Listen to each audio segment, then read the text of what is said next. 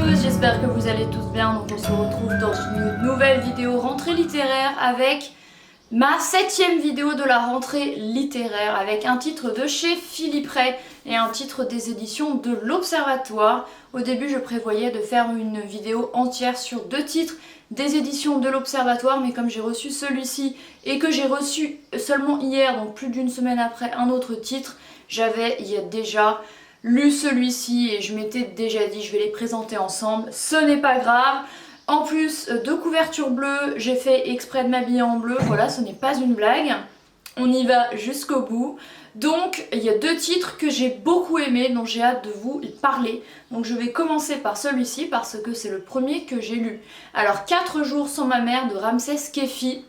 C'est le premier roman de l'auteur qui a été journaliste dans plusieurs médias. L'auteur a pu nous parler de son roman, je l'ai entendu directement, nous le présenter en juin à Lyon lors d'une réunion avec plusieurs éditeurs dont les éditions Philippe Ray. Il y avait du coup Ramsès Kefi et Philippe Ray lui-même, donc c'était très cool et je savais que ce roman je voulais absolument le lire un petit peu dans ma liste de priorités de livres à lire de la rentrée littéraire entre mai et août selon quand nous envoient les éditeurs leurs titres, parce que le moment où je filme on est le 29 juin et par exemple des grosses maisons comme Gallimard et Grasset ne nous ont toujours rien envoyé. Donc voilà, j'ai profité des réceptions que j'avais pour lire celui-ci notamment. J'avais hâte de le découvrir parce que du coup il avait des très bons avis, il avait l'air vraiment très intéressant. Alors dans ce roman là, on suit Salman qui a 36 ans, qui vit encore avec ses parents dans une cité HLM qu'il appelle la Caverne. Cette cité s'appelle la Caverne, c'est une cité en bord de forêt, une cité tranquille dans laquelle il ne se passe pas grand chose. C'est vraiment le repère de Salman, il ne veut pas en quitter. Et parce qu'il y a 36 ans, il habite, là-bas. Sa mère s'appelle Amani, elle a 67 ans, elle était femme, il y a 2 ménages, donc elle est à la retraite. Et son père s'appelle Eddie, et il travaillait sur les chantiers. Du coup, ils vivent un petit peu leur vie à 3 tranquillement. Eddie avait apprécié la baignoire dans leur logement et sa femme l'a vue sur la forêt. Quand, il y a des décennies auparavant, ils ont décidé d'emménager dans cette appartement-ci. Ce sont des exilés tunisiens, apparemment ils sont orphelins et ils parlent que français à la maison, un couple d'exilés complètement intégrés, ils sont même très français.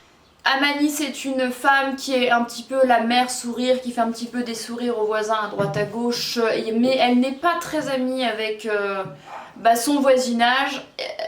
Elle avait vraiment une seule et vraie amie qui s'appelait Maria, mais qui est partie.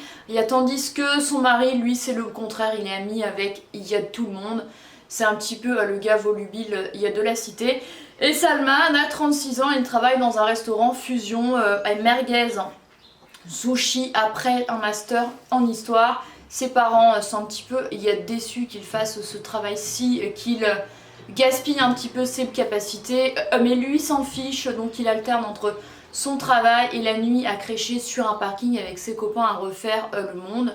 Jusqu'au jour où sa mère, Amani, disparaît. Donc ce roman se déroule sur 4 jours comme son nom l'indique. Son père vient le chercher au parking et lui dit mon fils, ta mère a disparu. Donc c'est vraiment ces 4 jours de stress, il y a d'angoisse, il y a découverte. Il y a de vouloir savoir où est passée Amani, où est-ce qu'elle est allée. Elle a seulement laissé un mot. Les 2 hommes vont aller découverte en découverte et c'est vraiment un livre, une fresque un petit peu familiale, un petit peu sociale également. Et c'est un roman qui est assez émouvant mais qui est drôle aussi. Et ce que j'ai aimé c'est qu'on a vraiment la vision d'une cité qui pour une fois n'est pas dangereuse, pleine de trafic, pleine de violence, parce que c'est pas le cas, je pense. Enfin, il y a des cités où ça se passe bien, quoi. C'est juste des gens normaux qui vivent et ça se passe. Et j'ai bien aimé les références aux cavernes, aux hommes Cro-Magnons, parce que du coup, la cité s'appelle la Caverne. On l'appelle la Caverne. Et ils y dessinaient des espèces de trucs un peu comme dans les grottes de Lascaux et tout. Enfin, il y a des moments vraiment drôles, les personnages sont attachants. C'est un beau roman également sur les origines, sur l'amour avant tout, ouais, sur la famille. Et Eddie, le père, c'est un personnage vraiment haut en couleur parce que sa femme part et il décide de plein de changements pour son appartement et pour lui parce qu'il vit comme une trahison le fait que sa femme soit partie. Lui qui a toujours vécu avec elle et avec son fils. Et Amani également, on apprend à la connaître via le récit de son fils, comme quoi c'était une femme très très calme qui avait un petit peu sa routine. Il y a le lundi soir, il y a les pâtes au piment. Et le jour où elle est partie, c'était justement il y a lundi, et les pâtes étaient prêtes, son mari avait ramené les courses. Après s'être arrêté au bar Mascara où il avait rencontré Pierre-Paul Jacques et où il était rentré un petit peu tard, et Amani avait disparu. Il est écrit au dos, dans ce premier roman plein de verve et de sensibilité, Ramsès Kefi compose une fresque intime et sociale où le quartier ouvrier de la caverne est à lui seul un personnage, avec ses habitants pudiques, son PMU d'antan, ses reproductions de bisons sur les murs. Vraiment, c'est un bon roman, voilà, sur... il y a la famille, sur plein de sujets. Moi je l'ai beaucoup aimé, je le mets très facilement, il y a 9 sur 10 et j'aime beaucoup les premiers romans et celui-ci m'a beaucoup plu et je vous invite vivement à le lire pour avoir un petit peu un regard différent sur une cité ouvrière et sur une famille ouvrière où il y a des secrets qui apparaissent comme ça, enfin c'est très chouette.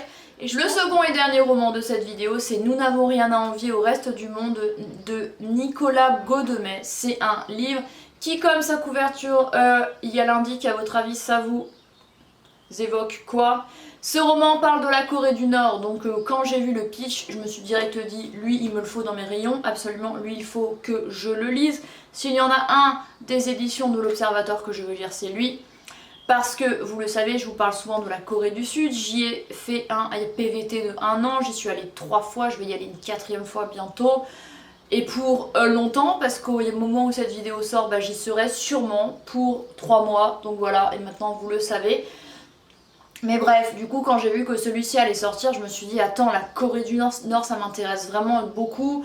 J'ai lu plusieurs romans, soit de récits de transfuges qui ont réussi à y partir ou à faire en sorte que leur écrit passe les frontières de la Corée du Nord et puisse être délivré au reste du monde, soit par le biais il y a personnes extérieures qui se rendent sur place, mais la plupart c'était vraiment des récits de transfuges. Et là c'est un Français qui est allé sur place plusieurs fois en Corée du Nord, plusieurs fois en Corée du Sud, avec lequel j'ai parlé un peu, qui est très sympa et qui a décidé de faire un livre sur le sujet. Alors j'ai beaucoup aimé ce roman, alors qu'il est assez court, il fait que 150 pages et il évoque pleinement le régime de la Corée du Nord avec il y a la censure, la propagande, le culte de la personnalité, les problèmes qu'il y a dans ce régime, à quel point les gens sont dévoués à leur leader que sont Kim Il-sung, Kim Jong-il et Kim Jong-un. Actuellement ils sont vus comme des maréchaux, comme des présidents suprêmes, enfin bref il y a plein de termes, dans ce roman pour les désigner. Et on suit le personnage de Yoongi qui est un jeune homme qui respecte les règles comme ses comparses, parce que quand on ne les respecte pas, on va en prison ou dans des camps de travail forcé, ou au pire on est exécuté, voilà. Et puis un jour, alors qu'il assiste à une exécution de quelqu'un qui a été contre le régime, soi-disant, il tombe sous le charme d'une jeune femme qui s'appelle Miran, qui a son âge et qu'il va revoir plusieurs fois ensuite. Et c'est un petit peu un Roméo et Juliette des temps modernes, version dictatoriale. Donc ça c'est intéressant parce que réellement la question c'est comment s'aimer dans ce régime où chacun est contrôlé, où la pensée de chacun est vraiment contrôlée, endoctrinée, où chacun se ressemble, chacun doit y penser et faire la même chose. Quand même, il y a des radios, et il y a par exemple dans les logement des membres du parti, donc ceux qui ont un petit peu le plus haut grade et qui sont proches du président et des instances les plus hautes, il y a des radios directement, il y a la maison qui diffusent il y a discours des 3 hommes suprêmes. Et c'est un truc de fou. Enfin bref, il y a portraits dans les écoles. Les élèves doivent répéter leur discours et les apprendre par cœur régulièrement. Ils doivent adopter un comportement complètement lisse et sans problème, sinon ils sont jugés. Bref, c'est la dictature quoi, voilà ce qu'on entend sur la Corée du Nord, c'est la réalité. Mais ce que j'ai aimé aussi dans ce roman, c'est qu'on montre un pan différent du régime. C'est que il y a beauté et horreur, peuvent se côtoyer, ça peut faire un petit peu un paradoxe. Et c'est ce que dit le personnage de Yoongi, c'est que en assistant à cette exécution qui est une scène horrible, il y a beauté parce qu'il tombe amoureux d'une belle jeune fille. Voilà, donc ça fait drôle. J'ai appris plusieurs choses dans ce roman que j'ai noté qui sont complètement différentes du régime de la Corée du Sud bien sûr, donc que j'ai apprises et qui étaient intéressantes. Par exemple, comme quoi en Corée du Nord, ils n'ont pas un calendrier comme les autres pays du monde, mais leur système calendaire, c'est le système Juche, donc qui commençant il y a 1912, qui est la date de naissance de leur sauveur, donc j'imagine Kim Il-sung, et du coup leur calendrier commençant il y a 1912. Donc quand ils le disent en 84 année juge, c'est 1912 plus 84. Bref, c'est un peu spécial. J'ai appris également qu'il y a un système de Songbun. Alors le Songbun, c'est un système qui définit un petit peu votre rang dans la société, selon votre famille, en fait, ça va déterminer votre place dans la société ensuite. Et par exemple, Yoongi a un Songbun inférieur à, par exemple, Seungwan qui est le délégué de classe et qui appartient au parti et dont le père a une photo avec le sauveur Kim Jong-un où il se serre la main. Et du coup, Seungwan a un Songbun plus élevé et il est peut-être plus à même plus tard de faire partie du parti et de rejoindre un petit peu les plus grandes instances. Et le souci qu'on a dans ce roman, c'est que Miran, la fameuse jeune fille, appartient à une famille qui est du parti dont le père a un rang assez élevé, alors que Yoongi, sa mère vend des... Il y a des produits chinois au marché et les produits chinois, il faut savoir qu'il y a un petit peu des commerces parallèles qui s'ouvrent en Corée du Nord. De revente en fait, c'est des marchés noirs où ils revendent des produits qui sont censés être interdits comme des DVD américains, sud-coréens, de la nourriture qui est proscrite mais que le parti accepte un peu. Enfin bref, il y a plein de trafic qui est créé en fait via ces règles, via ces interdits sans arrêt, et ça arrange bien il y a parti et il y a l'état de Corée du Nord. Qu'est-ce que j'ai marqué d'autre? Ah oui, que Yoongi applique ce qu'on appelle la pensée inverse. Ça veut dire qu'à la fois il pense quelque chose et en même temps il pense autre chose pour essayer de brouiller les pistes dans son cerveau au cas où les 3 guides suprêmes l'entendraient, parce qu'on leur fait croire que les 3 guides, Kim Il-sung, Kim Jong-il et Kim Jong-un, entendent tout, sont omnipotents, sont omniprésents, enfin comme si c'était des dieux quoi, vraiment c'est ce qu'on leur apprend. Et du coup Yoongi et Miran vont essayer de s'aimer dans ce court roman. Voilà, donc si vous souhaitez en savoir plus sur le régime de la Corée du Nord, si vous voulez voir un petit peu un pan différent, tout en apprenant plus sur ce régime, et je vous conseille ce roman, Nous n'avons rien à envier au reste du monde, qui est un petit peu un mantra que les soldats, que les membres du parti, que le peuple diffusent aux plus jeunes pour leur faire comprendre qu'ils sont un état puissant à part entière, que leur sauveur a vaincu les Japonais, enfin bref. Pour encenser ces 3 dirigeants en fait qui ont créé la grosse misère en Corée du Nord, donc voilà. Je mettrai à ce roman un facile 8, 8,5 sur 10, il était vraiment intéressant.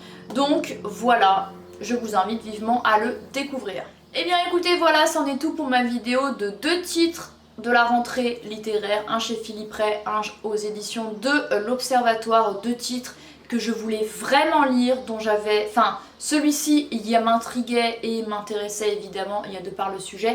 Et celui-ci, comme j'avais eu, il y a 2 bons retours, bah, j'avais hâte de le découvrir, 2 sujets complètement différents, mais il y a 2 livres vraiment très bien et assez fins, voilà, donc ça c'est cool.